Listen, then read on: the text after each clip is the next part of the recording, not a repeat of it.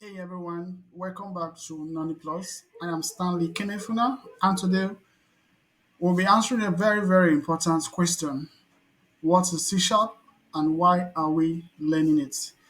In our previous video, I said we'll be using C Sharp as our programming language. So, there is to answer a lot of questions in your mind. What is C Sharp and why are we learning it? So, let's break it down. So, C Sharp is pronounced as C hyphen then sharp, which is developed by Microsoft and is a part of .NET framework. So C Sharp is a modern programming language developed by Microsoft, which is part of the .NET framework, and it is used to build a wide variety of applications, including a desktop app, a web application, a mobile app, games, and even also cloud-based or enterprise-like software. So it is similar in style to languages like Java, if you are familiar with Java or if you are new to Java, also languages like C++. But C Sharp, it is easy to learn and very beginner friendly.